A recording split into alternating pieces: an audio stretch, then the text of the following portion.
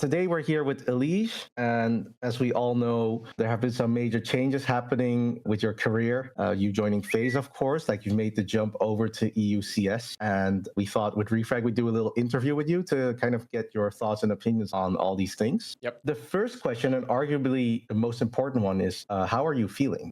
Overall, I'm feeling really excited. I think that there's a lot of potential that we have in the roster. I've always wanted to play with karrigan as well. I think that he's a really great leader. And after joining, I mean, everything just confirms it. If you couldn't already tell from before, just in watching. And yeah, everything so far has been really great. And I have a lot of things to look forward to. Awesome. Like the transition over went pretty well as well. Like, was it a big shift for you, or like you're quite used to playing in Europe already, of course? Well, I haven't actually fully moved at this moment. So I'm kind of just, here practicing, which to Mhm. me, everything is pretty normal because on complexity and on liquid, like I'm very used to like starting my seasons boot camping in Europe. But to me, everything is pretty much how it would be any other season. Right, fair enough. Yeah, with this being such a big career move, right, and such a huge decision to make, like, what spurred you on to make the choice? I think a lot of it is it's just a really good time for it, I'd say. I'm at the point in my career where, I want to do everything I can to win. Also, from like my personal life, it's a lot easier for me to make the move to Europe. I think that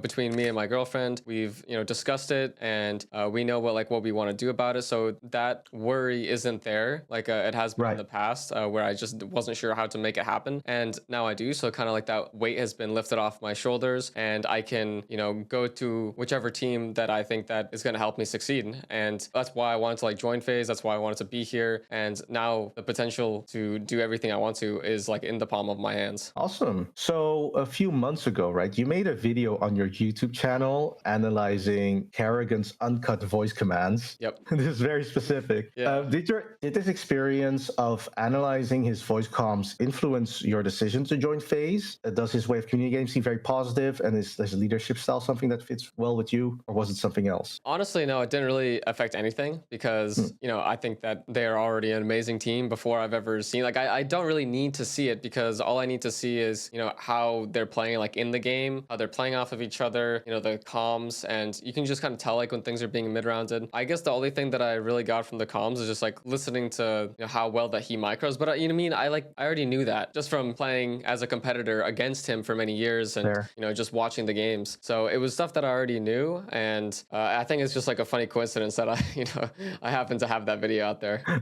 How weird is it then? Like, at first you're competing against him, and like this switch over to now trying to integrate yourself in the team. Like, is that a hard switch for you, or is that relatively fluid? I don't think it's that hard. I think that a lot of the strats, I pretty much already know what they are. Now it's just like getting like the lingo of like what they call it and like just the names of everything. So it's just like a little transition period of like seeing like what they have the names for and me getting used to that. And I think that karrigan does like a really good job of, calling and making sure that everyone knows like what they should be doing. He really just like takes the time to make sure that things are going to go right. Even if like the call is like on the fly, like we do something on the fly, like you can very easily, fit all the pieces together the way that he forms the plans. Right. Oh, that's good to hear. Like, so his communication is like clear that everyone understands immediately, even if it's on the fly, Yeah, what's going on. I would always say that's like the mark of a really good IGL when you're able to, within 10 seconds, for example, like you're in freeze time and you have like an idea of what we want the tactic should be, and it's not necessarily something that we went over beforehand. Really good IGLs can just very easily explain the macro of like what's happening. Everyone can understand their roles within,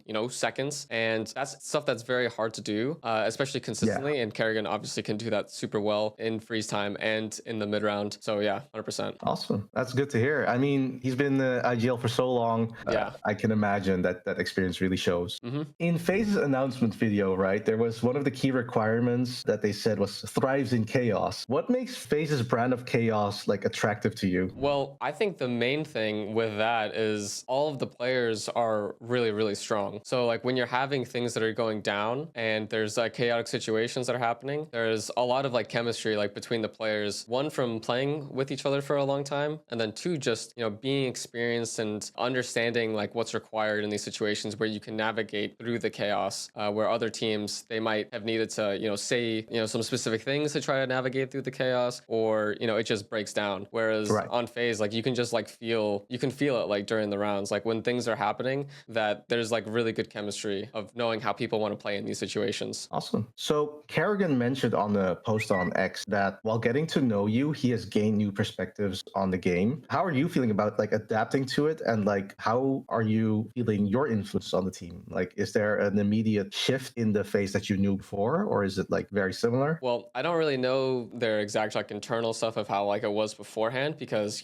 now with me joining the team, there's obviously going to be like a dynamic shift, because they're having me play like the roles that I'm comfortable with for like a majority of the maps. And when you are replacing a player that was more passive and a lurker, anchor, and having Rain pick up a lot of those duties on some of the maps and shifting me into those spots, who's I'm more of a vocal player that's going to be like saying a lot of stuff. Now we have like players that we have like a shift in the team dynamic where more people are aggressive and wanting to get into the fights, more vocal players like in general. So it's going to take like a shift on the team like 100%. And for me so far, like it's pretty much trying to adapt to what they already had, while also adding things that I like, seeing where I can like improve things like here and there, like any input that I have. So yeah, it's pretty much just like finding like a balance of the roles and also how we want to play like different situations, I would say. Right. Fair. Having left complexity now, like, can you identify a key lesson that you learned as an individual from your time playing on their team? Oh yeah, for sure. I mean, there's definitely lots of positive takeaways from it. I would say the best takeaway that I had from complexity was when I first joined. And what I mainly learned is that it's most important for you to be knowing what works best for you. And if that means that, you work best with 4 or 5 scrims per day as opposed to like 6 or 7, or you need more individual time, or you need more time to look at demos or anything like that, whatever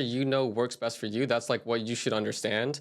And I think that if you have a good team, then you're going to be, telling them that, and they're going to help you, put you in situations where you're at your best. And I think it's also like the mark of a good leader as well to do that. And, I've seen it like in a lot of teams of a leader that is going to make sure that like all their players can play to the best of their abilities. Well, I mean, obviously there's compromises of, sometimes what's best for you might not be the best for the team. So you always have to find compromises, but the goal should be to, try to get everyone as comfortable as possible. Yeah, no, that makes perfect sense. Would you say there's a big difference in like the amount of scrims or like certain activities you do between your experience with like Liquid and now currently with FaZe? No, not really. I think that some people think like, oh, if you're like a lower ranked team as opposed to like a top 5 team, that like you're doing something completely different. And it's Right. it's not usually like that. It's usually like stacking of small things, or like the experience level, or maybe just like a difference of individuals or something like that that's making a big difference. But no, I mean the practice schedule that I am playing on now is pretty much the same that I had in complexity, or the same that I had in like Liquid before. A lot of like the top teams like have like very similar practice schedules. Yeah, And fair. it's increasing or decreasing the amount of scrims based off of the needs of the team. Like if you guys think that you need like 5 or 6 scrims, like you just need to get more reps in, and maybe you'll have days where it's 5 or 6. Or if you need more theory, you'll change the day and you start having more theory on those days. So I think it's just being flexible of like your needs of what you need. But I think the default amount of hours and amount of scrims is in general the same. Fair enough. Fair enough. It kind of reminds me of this is completely off topic, but like I remember there was a certain tournament going on, and literally Donk was like a couple hours before that was still on FaZe it just pugging, and I'm just like, how do you play, right? But like he's maybe a bit of an exception where I think he doesn't stop playing Counter-Strike at any point. Yeah, I mean he's still young, so Yeah, that's fair. No, that's fair. That's you fair. have a lot of energy. So even the best in their field, they strive for improvement every day, right? Yep. That's how you stay at the top. And what's something that you're working actively on at the moment? Like whether it's in CS or life, like what are you trying to improve? Well, I would say that the constant CS grind is just something to keep improving at, because I mean every day you should be learning something when you're playing, and I think that for me it's just making sure that I'm keeping up with what I know is best for me and what I think is good, and just enjoying the process of that, making sure that I stay on top of like the meta and the strats and bringing things and having like a good mental towards it. I think that's pretty much the thing that I focus on every day, is keeping up that attitude and like that drive, and that's like a constant grind that you're having. every Hmm. day. Hmm. So and Right. that Yeah. could be anything, whether that's dealing with situations better, or getting better at a certain map. I think that there's just so many things that's like you have to be constantly on top of, and improving at to stay at the top. And like, if you were to look at like the bad days, right? Because every player will have bad days, or like not necessarily even during competition, but just some days where you're mentally maybe not in the best state. How do you deal with that? Is there something special you have that works for you, or do you have Mhm. some tips for that? Well, I'd say like when you're having bad days, I think that you could deal with it a couple different ways. You can either, take some more time for yourself. If it's like a bad individual day, then, maybe I would take more time to see what specifically I'm struggling at, and then either look that up, theory craft it, talk with like my teammates about it, and, see what we can improve on to make me feel more comfortable in those situations. But if it's just like in general a bad day, and it's, Hmm. in general, I would say taking something positive from it. Like, oh, like I know that I need to like work on this now, or these things that we ran here were actually pretty good. So just seeing like the positive side of things, instead of, being like, today was bad. Like there's always Yeah. something that you got from it, whether it's, these things worked, or okay, these things didn't work. Now we have to like focus on why they didn't work. Yeah. So just Right. You can always learn from like if something doesn't work, you can still learn from a mistake or something. exactly, yeah, You did, of course. okay, well, now we know that doesn't work, or now we know Yeah. that we have to like adjust this, or I know that I'm not comfortable in this situation. So just taking some like learnings from the bad days, and just understanding like, oh, it's just a bad day. Yeah. So to a slightly broader question now, how do you view your career leading up to today? Like, how does it fit into your narrative? If you just look back at the steps you've taken, just your general opinion of how you've been doing, and like, are you Yeah. happy with where you're at, or are you like still very much pushing for the drive, like to, Yeah, yeah. I mean, I would say in general, I've had like I don't know. I'd say like it's an okay career so far. Like I feel like Mhm. I haven't like accomplished a lot of things that I have wanted to before. I mean, I've had tournament wins, and our mini era in 2019, but to me, I haven't really accomplished a lot of the things that I've wanted to. It's been like a long time since I've been like in the top 10 of HLTV. I haven't won a big tournament in a long time. I haven't won a major. I haven't gotten a major MVP. I haven't gotten a second Grand Slam. Like I feel like there's just so many goals that I could just list off the top of my head. That Fair enough. like there's more things that I didn't do than I have done. So to me, Right. there's just so many more things that are on like the list of me to do, and I haven't Mhm. done them yet. So I still have like a lot of drive left in me for things that I want to get done, and I'm really motivated to have them be finished. Fair, fair. So even with like the achievements that you've gotten, you're still like that drive is still there at least, right? Like to go for Yeah, it I and mean, really. they're old Yeah, yeah, yeah. achievements. Like whatever, they're Mhm. old achievements. They're in the past. So I have a lot of more things that I Fair want to get enough. done. Fair enough. Okay, couple more. This is a very technical question. I didn't make up this question. Our writers did. So. Okay, okay, I'm ready. Okay, is the bald buff real?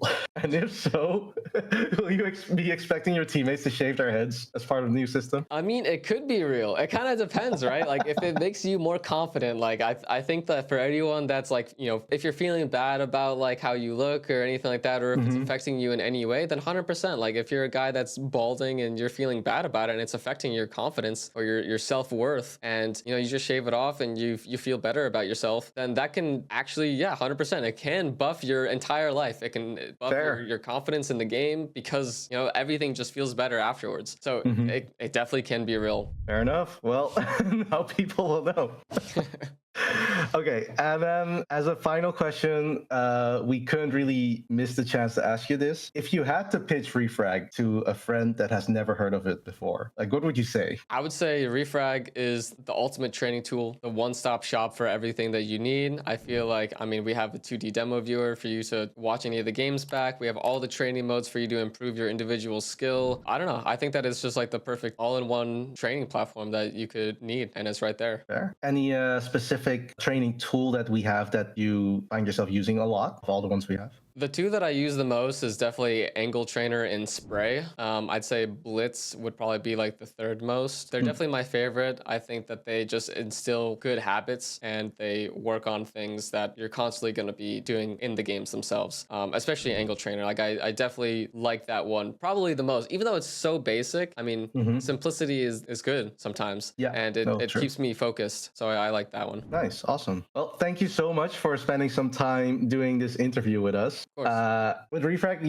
we just want you to wish you the best for your upcoming matches and tournaments, and we can't wait to see you win a final of whatever tournament comes up. Yeah, hell yeah, of course. Thank you so much. Hopefully this season is going to be really good for us. There's a lot of really good things to look forward to, and I'm excited for it.